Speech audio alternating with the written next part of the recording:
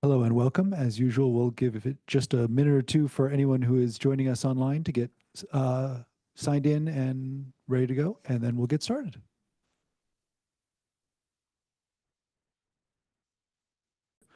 Just a couple of quick notes as we get started. We've got presentations here from two organizations looking to become the owner representative for our bond process. I just want to walk folks through how this process will be going. We will have an opportunity for each to present for about 30 minutes, and then there'll be 10 minutes for members of the board leadership team to ask questions, and then we'll move on to the next presentation. We do have evaluation forms for members of the public or other folks in the audience. For those who are in person, they're at the back with Ms. McCarl. If you are online, you can use the Q&A form to register a preference between the two organizations, the two bids, and make any comments that you'd like to. There will be an opportunity for public comment during the business meeting that follows the executive session. That will be an opportunity for folks to give verbal input, verbal comment on it. It will not be an opportunity for questions. The questions will come from the board or the rest of the leadership team. I think that's it. Did I forget anything on that? No? Okay. With that settled, we will move.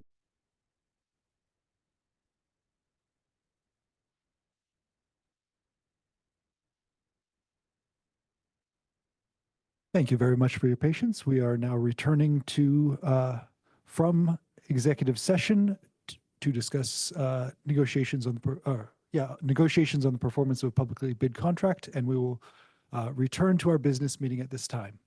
We'll go to the beginning of our agenda to our land acknowledgement. Director Jackson. Thank you. We live and work on Indigenous land. This island was once known as Chakolchi in the Lushootseed Seed language, which is spoken by members of the Coast Salish tribes. Lushootseed Seed is a language family. My understanding of the tribal history of this land is that this was home to the Snohomish people. It is home to the Snohomish people. Many still live here among us. Many also live in and among the Tulalip tribes over near Marysville. We also have tribal members from this land, from Stillaguamish, Suquamish, and other Coast Salish tribes. The people of the Swinomish made this land their home. We have many riches biologically and ecologically that were sources of food, culturally significant resources. So as we live and work here today, one of our obligations and opportunities is to get to know the larger than human communities in which we live, the plant and animal life, and get to know the human histories in which we live, including the stories and the present day needs, realities, and offerings from our Indigenous community members. Thank you very much. Thank you, Director Jackson. We'll move on to the agenda and minutes. Are there any objections to approving the agenda and minutes as presented? The agenda and minutes, hearing none, the agenda and minutes are approved as presented. We'll go on to our student board member report next. All right, we're going to start with high school. So we had the Bridgerton Ball, which is a ball put on by the Queer and Trans Club, and that was 2 weekends ago. I was not able to attend, but I heard it was really fun. There was lots of group dances, lots of fun music. So I'm looking forward to see how that grows and expands over the next few years. Last weekend we had Tolo, which is the dance that the freshman ASB puts on. So that's the freshmen's opportunity to have a big fundraising event. The theme for that was neon, so lots of fun colors, bright colors, really fun. Same day as Tolo, there was a Model UN conference, and we had 13 delegates attend. It was a one-day conference at Seattle University. We had a delegate win Best Delegate, which is in your committee. That's like the top award you can get. So that's really cool to see from a student at South Whidbey, especially since some of these committees have 50 plus kids with schools that have full classes dedicated to Model UN. So it's cool to see that our club has people participating and doing well. National Honor Society had a blood draw last week. It was supposed to be 2 days. Unfortunately, the second day got cut short, but there was still great turnout from students, staff, and community members. A great opportunity to donate blood. We're in a blood shortage crisis, so it was really nice to see how many students in particular were willing to donate blood. Spanish Club had a bake sale. That was a really successful bake sale. I know they made a lot of money to support their club. On Monday, spring sports started, which is a little funny considering we had 7 inches of snow. But it is spring sports season, so that's girls and boys golf, track, girls tennis, softball, baseball, and boys soccer. And a large majority of the high school is involved in a spring sport, which is really cool to see. I believe track had over 75 participants this year. That's just really nice to see how many students are coming out and trying out for a sport. ASB is really busy right now, planning assemblies. There's a field day going on, lots of other senior activities being planned, and an art gallery, which I mentioned at my last report, is still being in the works, and we're really hopeful that that's going to be up soon. We also had a Black History Month assembly that was postponed from MLK Day due to snow and COVID and sicknesses.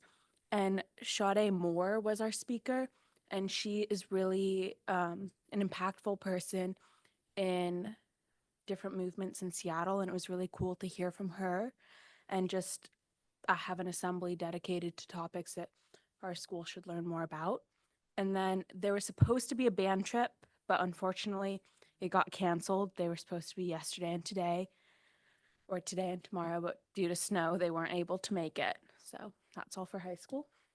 Moving on to the middle school, Winter Sports 2 began with the first wrestling meet and the first couple of girls' basketball games, which includes 6th graders. There were Valentine's Day activities where they sold candygrams, where they're sold and delivered. Basically, candygrams, they get delivered to classes, and they have a little note from your friends on them, so they're really fun among middle schoolers. The leadership class hosted a Northern Lights themed dance, 6 through 8. It was a pretty big hit among middle school students, as I've heard, and everyone had a lot of fun. The middle school honor band had a trip to Edmonds College, which was fun. The middle school jazz band had a trip to Bellevue Community College. The middle school / high school Vancouver band trip, though, was canceled due to snow, and some students were bummed. But the middle school 8th grade students heard from counselors in a class-wide meeting on high school classes, and they got to learn a lot about high school and how classes work up here, like the 3A, 3B system. And it was good learning about what's going to be happening for them next year for 8th graders. And then finally, some middle school students attended the MLK assembly you heard about earlier with Sade Moore. It was really fun because they got to Q&A with the speaker and ask them really valuable questions. And Sade Moore is she's the chair of the MLK Organizing Coalition in Seattle, which is really cool. In the elementary school, they had the Read Your Heart Out event. Students were also participating in a survey to give input on the new playground, which I really appreciate. They also had a daffodil fundraiser. ASB is sending daffodils that the garden grew. This will benefit Seattle Children's Hospital, something that was voted for by the students. I always love student democracy. The PTA held a very successful glow night, where it was a family dance with almost 300 students and families attending last Friday. They had Math March Madness, which is a variety of math games and activities being set up in classrooms, and students will be able to visit the same grade level classrooms to engage in those math activities. Oh wait, I took your part. Thank you very much. I always really appreciate hearing about the expansion of student voice at the elementary school. So thank you, Mrs. Richards, for making that happen. It's fantastic hearing how that's expanding beyond middle and high school to incorporate our lower grades as well. Anything else from the board members on that? Are there any objections to approving the consent agenda as presented? Hearing none, our consent agenda is approved as presented. I'm very glad not only to see the field trips on there, but also the emergency waiver request. Thank you for putting that together, Dr. Moshe. We will now move on to public comment. This is our period for the public to chime in and share their opinions. This is not a discussion. This is not a conversation. is your opportunity to present your opinions to the board. Do we have any in person?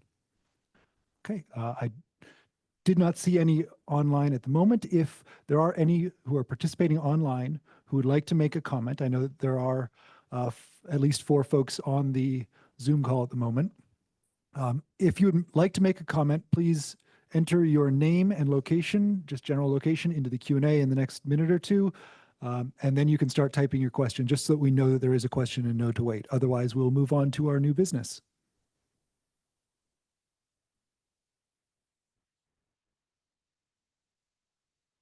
And a full minute of dead air is immensely difficult.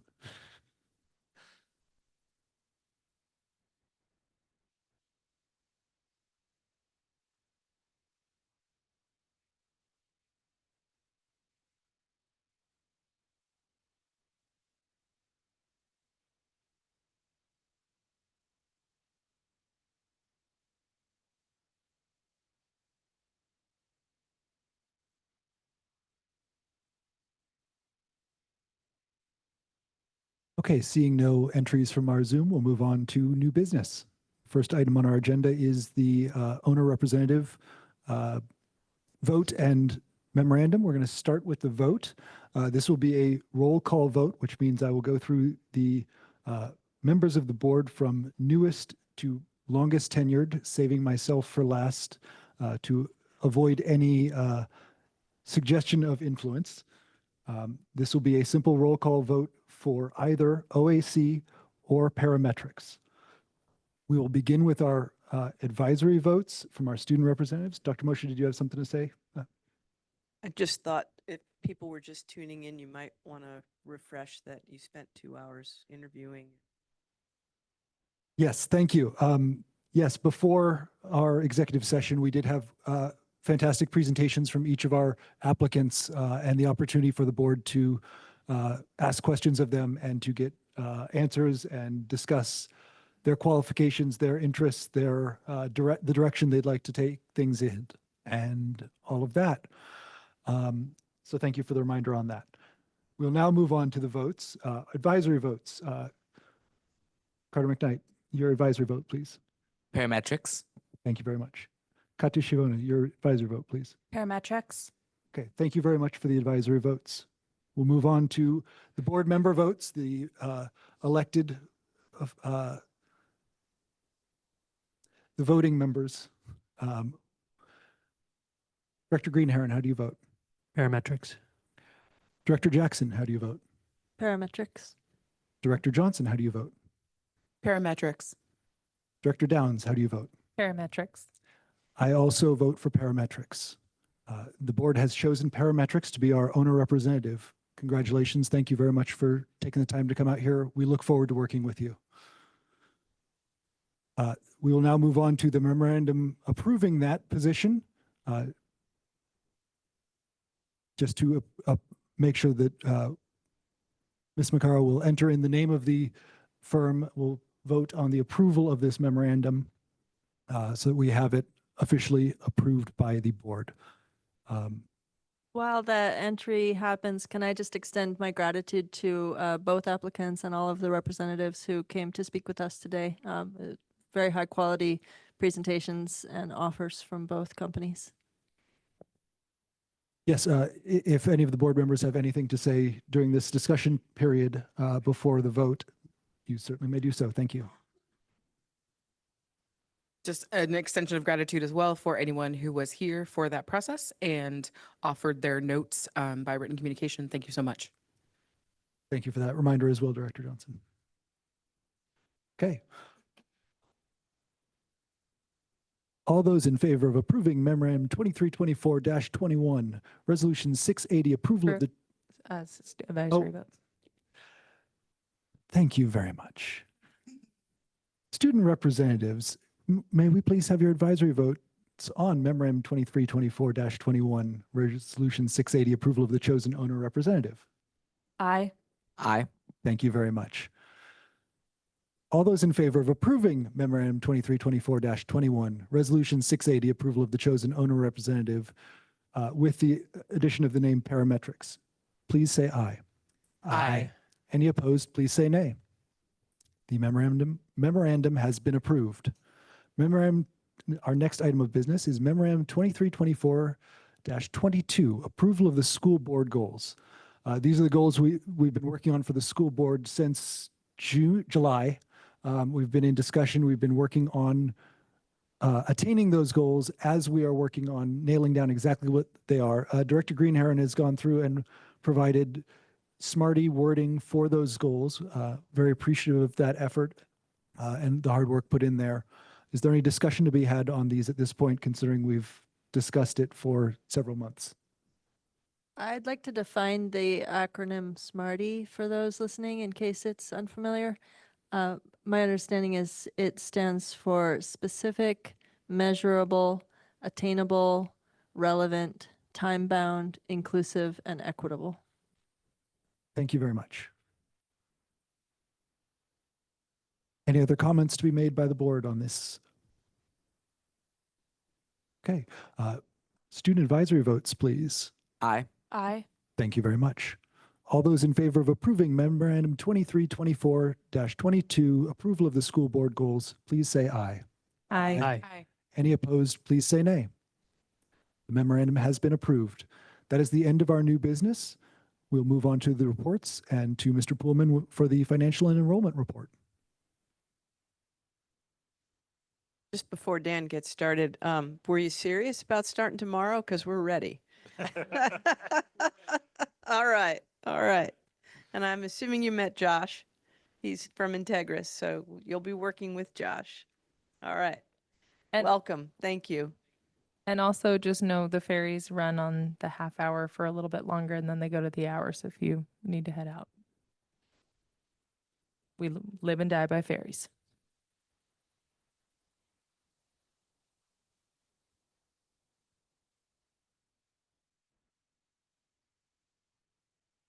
Okay, we'll start with enrollment. And this is enrollment as of February of 2024. We have budgeted about 1,106 FTE. We're at about 1,105, so we're real close on that. We do have transition to kindergarten, which we hadn't budgeted for, so that's a little over. And our special education numbers are a little higher than we had budgeted. Next, please. And so just a quick look at our enrollment by month and also by grade and any changes we've had in the last month. And the budget to actual, we're about 14.25 over, but that's basically because of that transition to kindergarten number. But you can look at the numbers in there and see that, you know, the kindergarten, first, second, third grade, lower, a little higher as we get in high school. And we'll talk about enrollment for next year and use these numbers to do those projections. Next. Just a breakdown by building. So we can see that in this building, which is the K-5 building, our year-to-date average, which is a September through February average. And our apportionment is based on a September through June count. So we're still adjusting this and will through June. We're at about 427 FTE in this building. At the middle school, 254 FTE, about 331 at the high school, and another 26 high school students in the SWAP program there. So that's our BEA total of about 1,054 and about 66 in our ALE program. Just to look at the last 5 years of what our enrollment looks like, and it's nothing new. We've looked at this a lot, but it gives you the pattern throughout the year, and the dotted line on the bottom is the current year. Pretty typical to the last year, 22-23 pattern, where we dipped a little bit, picked up at the second semester, and then we will probably continue to go down a little bit as we go through the spring, a very typical pattern. Next.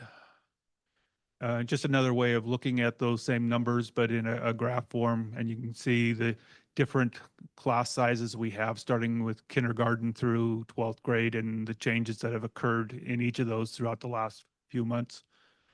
Next, and if you have questions as we go, be sure and stop me. And this is just looking at, you know, monthly totals for each year, and you can see the red is the current year, which is, you know, lower than the gray, which is last year, which is lower than the blue, et cetera. We know the pattern on this. Getting the financial report, this is as of January. We're almost 42% of the way through our school year. As a reminder, we run a fiscal year from September through August. Our revenue is at almost 40%, about 8.2 million, and our expenditures at 40.5 million, about 8.6. So there's about a $400,000 difference between revenue and expenditure year to date. Lower left is our revenue, which had been consistent with all previous years until we hit January. And the one reason that it's a little different this year is that the federal grants didn't get claimed in that particular month. So it'll take a big jump next month when they went through. And last year it bumped up because our enrollment was higher than we had budgeted. And in January, OSBI makes that adjustment if your enrollment is up or below your budgeted projection. On the right is just the expenditures by month for each of the years, and it's a very similar pattern. Usually the differences we see is in electrical bills. If we get a PSE bill one month or they don't get it to us in time, so we pay it next month, those type of things, but very similar to what we have seen in the past. Next.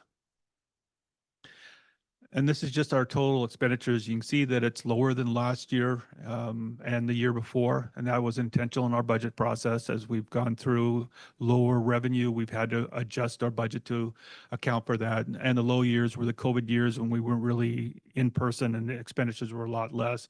But it's a pattern that we have seen and had to make those reductions for as we have fewer kids and the loss of federal funding. Next. So when we talk about, where do we spend our money, you can see that most of it is in staffing and benefit costs, and that less and less is going to be supplies, services, and travel. And the only one that has gone up, because we have budgeted to reduce the cost of salaries and benefits, is services. And those are things that we don't have control over. We talked about the cost of our insurance, the cost of our utilities, all those things that continue to rise, but we're not getting adequate funding for. Next. And we look at it with encumbrances. These are the things that we know we have to pay for. We've encumbered all salaries and benefits other than the occasional sick leave and things that don't happen. We also encumber our utilities at the beginning of the year, so that's not a big surprise. So you see that our MSOCs, which is our material supplies and other costs, our papers and pencil, is at about 59% of that budget, or about 2.1 million. Payroll is at about 99.3%. 17.5 million, and total expenditures at about 92.5. So it's about 19.7 million of our total budget. So we still have about 7.5% of our budget that is unaccounted for at this time. Next. And this is just a look at our year-to-date plus encumbrances on an annual basis. And you can see that, the percentage has gone up slightly, but it's very similar to where we were pre-COVID in 1920 and 1819. It's very similar percentage of our budget at this time of the year was actually being spent. Those other years were quite different just based on spending pattern, the lack of spending in a lot of those categories. Next. This is the revenue versus expenditure. So again, the reason we have a fund balance, because quite often our expenditures are higher than our revenue. We have a couple big jumps when we have levy collections. One of those occurs in October and the other one in April. But the OSBI allocation model is not a consistent 1/12 every month. The percentages are different throughout the year, so we get revenue at different rates. But it's just a comparison to last year of what does our revenue look like and what do our expenditures look like. And you can see that our expenditures, year to date this year and last year are very similar in the month of January, and it kind of gives you those pictures. Next.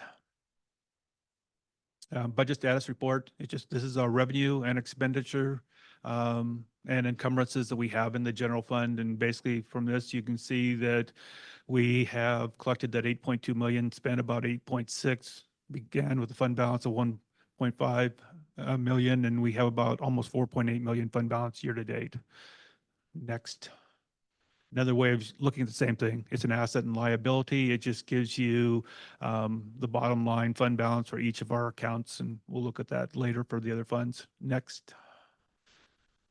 And this is fund balance. So it's looking at a percent of budget. So it's a percent of the expenditure budget. Where are we with fund balance? The dotted line is the current year. So you can see it took a a little bit of a drop, but it's still quite steady. We had planned on spending about 600,000 of it by year end. We'll probably do that unless revenue changes, and there's some possibilities of that. But it's, we still have a solid fund balance as we move through this process. Next. We do have other funds, though we don't talk about them a lot. Capital projects is money for technology and building improvements. We currently have about 2.7 million in there. We need to start identifying projects. We haven't done a lot of that in the last year, basically. Debt service has about 86,000 in there, which is a transfer from the capital projects fund. This year's the last payment of that loan for the energy retrofits that we did 12 years ago. ASB is actually rising a little bit, about $108,000 in there. Our transportation vehicle fund for school buses has 682,000. Expect that bus that came last week to come back again. And once it does, we'll spend about 400,000 of this fund balance towards the electric school bus.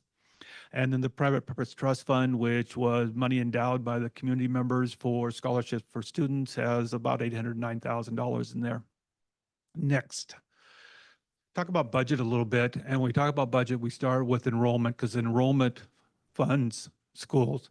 So this is our enrollment pattern starting in the mid 1980s. And you can see that between 1980 and the year 2000, we were a growing district, and all the plans at that point thought we'd be at 4,000 kids by now, but then something happened in 2000 and enrollment started to change. And that's been our pattern for basically the last 20 years. We talk about that a lot, but the reason it's important is when we start looking at enrollment projections, we need to know where we've been to try to calculate where we're going. Next. This is another way of looking at that same enrollment pattern. You can see, on the left side in the blue where they had enrollment growth of 3% over the previous year, 5.5 over the previous year, 7.9, that type of thing, until we hit about 1998. And all of a sudden, enrollment started to level off. And I don't think that was taken into account for budgeting purposes. And that's why we ran into some of the problems in 2004. But then you can see after that, we've had less students every year. And some of those years have been substantial. The large 9.2% was in 2010, a very large year that we had a very large reduction in students. But it's this pattern that we've seen that has been a consistent pattern for the past, almost 20 years. And it looks like we have a really deep, and then it lessens a little bit and then it drops and it lessens a little bit, and it has continued through time. So it just, as we're looking at where are we going with enrollment, it's important to understand exactly what has been happening in the past. Next. So based on previous enrollment patterns, where we are today, we can look at different ways of calculating where we're going. We can just roll students over, but as we know, that is never accurate because pretty simply, we have 11th graders who go off to Running Start. We lose 25, 30 kids because of that. There's a variety of things that happen. We get more kids the freshman year, et cetera. So if we roll it over, we would be at 1,089 FTE for next year. If we use the same pattern of what we saw between 22-23 and 23-24, we're at about 1,078. We can look at weighted averages over 3 years, 5 years, all those things. And I'm suggesting that we use the most conservative of those three, which is 1,078. Even if we use the most aggressive, we're only going to add another, 10 kids or so. And then kindergarten, trying to figure out what number to use there. And what I've done is I've used the 4-year average for the last 4 years. So in 2021, we had 55 FTE. Then it jumped up a little bit, and then 68, 62. So the average I'm using is 60.6 to get to that particular number. Next. We also need to break that down between our basic education program, kids in classrooms in these buildings, and those that are attending ALE. And ALE has two components. We have an in-class ALE program at the South Campus, and then we have Spokane Virtual Academy where kids take classes online. So if we use the February number and we use the same type of percentages next year that we have this year in each of those programs, we can start looking at that. And we can see that out of that 1,078, roughly, about 1,011 would be our basic education program. So in classrooms in the traditional manner. About another 61 or so would be our ALE at the South Campus program. And then about 5 kids would be going off to running, or not Running Start, but to the Spokane Virtual Academy ALE program. And then we look at buildings and say, okay, how does this change buildings? Because the enrollment in buildings is going to determine staffing needs in each of those buildings. And we can see that if we assume that we have the same number of kids in the TK program, the middle school, high school, South Woody Academy is going to be very similar to this year. It's this particular building that we will see the change in. And the reason is if you look at the 23, 24, fifth grade with 88 students in it, and we project 60 kids coming in next year in kindergarten, those fifth graders move to sixth grade in another building. There's 28 difference just in that particular thing. The other thing we need to look at is what is the change in grade level, because it has a importance in what are we staffing at each grade level as far as teachers, et cetera. And you see that there will be some changes in there where, you know, the fourth grade that currently has about 59 students will only have 52 next year. So again, work for our principal at the elementary school to look at where does the staffing changes need to be in the coming year. Next. Then a little bit about budget outlook, and this is what's happening in Olympia because it will affect us. So we go to the next page.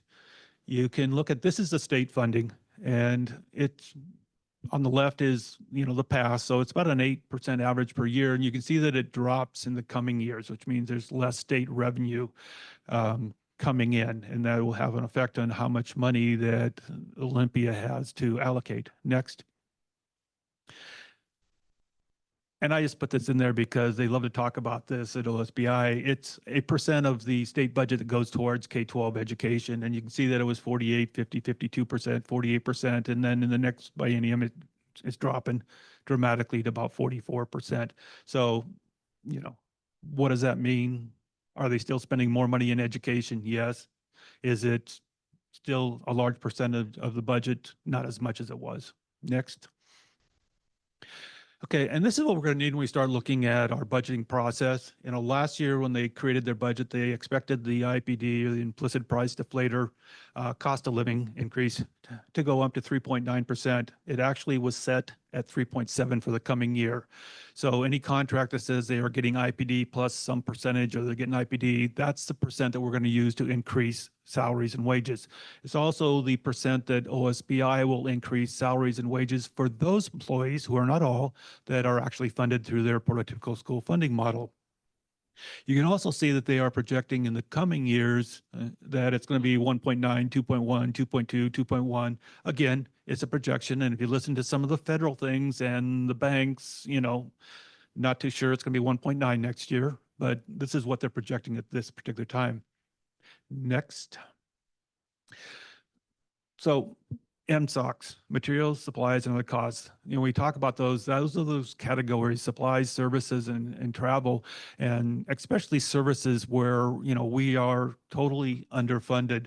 And so there's House bills out there that are going to do different things. House and Senate each have their versions, and they will fight it out and come out with a comprise bill soon.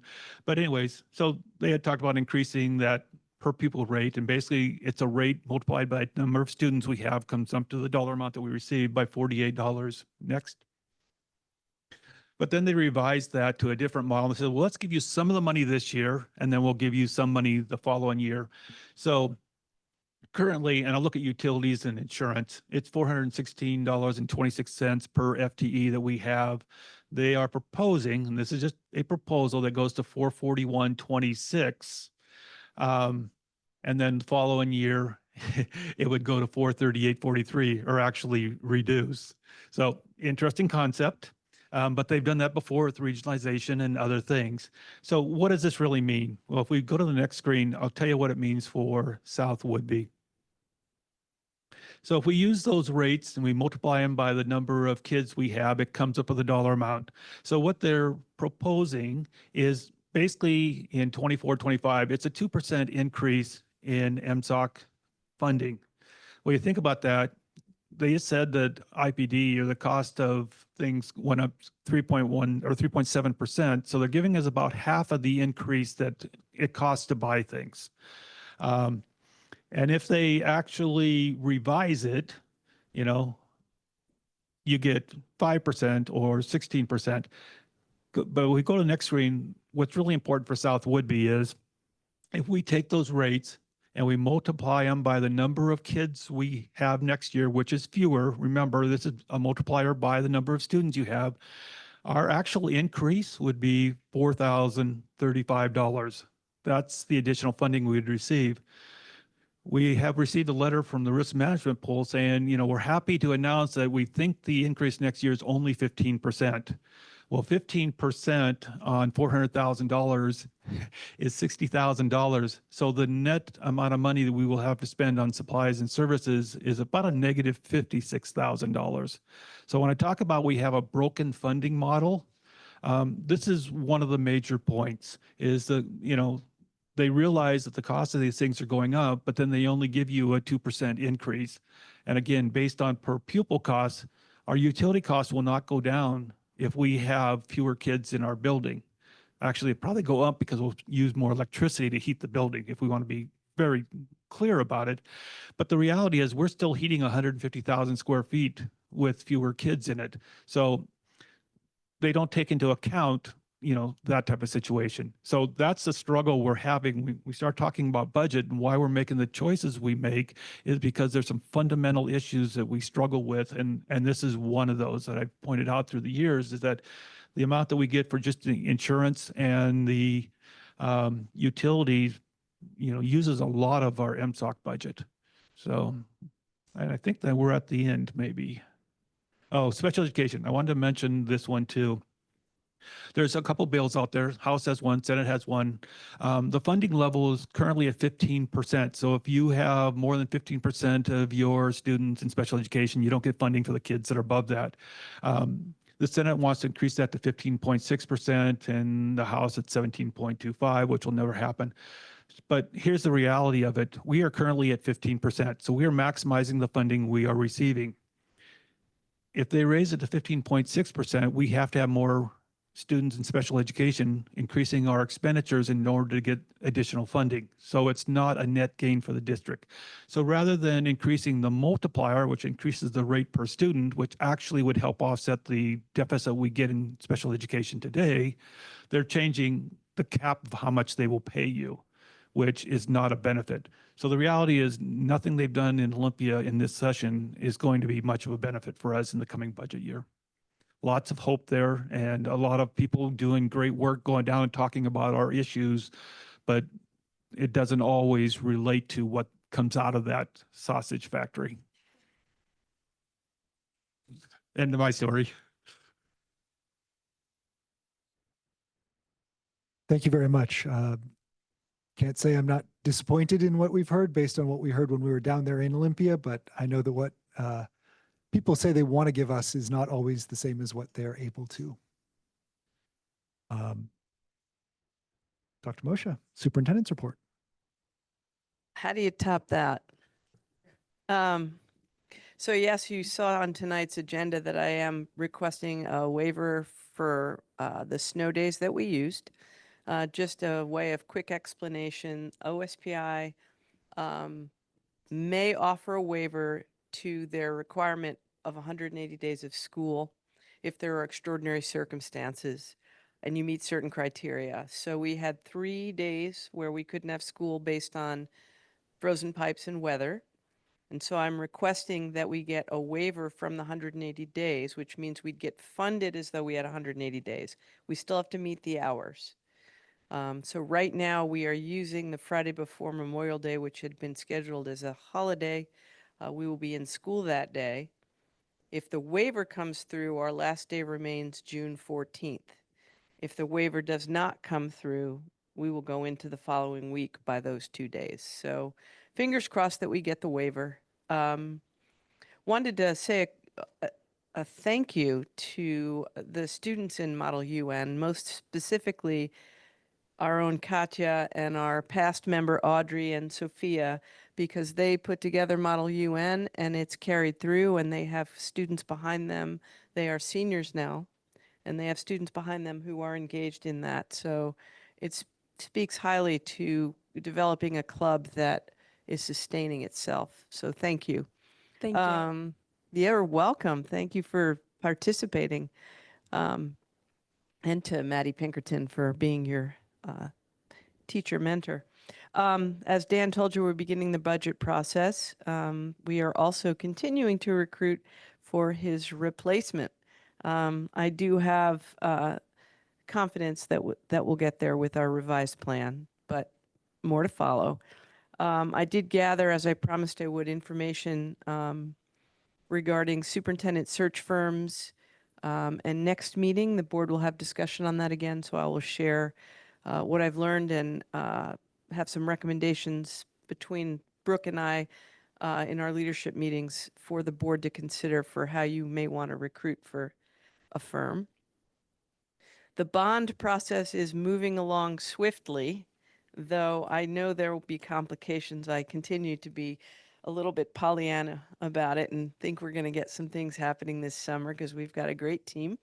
Integris has really been leading the way, and hopefully we'll get some things accomplished. And some of you are on that committee, as are a variety of others. So things are moving along. We are past the halfway point of the school year, but we are approaching the month of March, which is, by all accounts, the longest month because there's not a single day off. And then there's April break. So March is a good month because my birthday's in March. So anyway, that's the superintendent's update. Thank you very much. Director Jackson, do we have a legislative report? I'm sorry, could you repeat the question? Do we have a legislative report? Oh, at this point, no, I'm ill prepared except to repeat some of the disappointing news around how little financial benefit may come from some of these things, and most of them are a pretty hard push. But no, I don't have a more in-depth report prepared. Thank you. Thank you very much. Are there any other comments or reports from members of the board? Yes, Director Downs. I would just like to give a shout out to Ms. Matthews. Last month, I stumbled onto a monthly printout of our lunch menu and breakfast menu. And I was like, that is amazing. And it is there again this month. It is on Peach Jar. And I cannot tell you how much of a focal point this menu has been in our household and how many conversations I have about this menu on a daily basis. So for those who don't know that there is a monthly printout of the lunch menu, it is on Peach Jar and it is amazing. That is a hot topic in our kitchen in the morning as well, of what day am I going to get to have hot lunch? So anything else from other board members? Dr. Greenhair. Yeah, I just wanted to thank both of the firms who came and presented to us. It was a tough decision, and we would be well served by both. And looking forward to working with you. Since our last meeting, I had the opportunity to visit the high school and take a tour.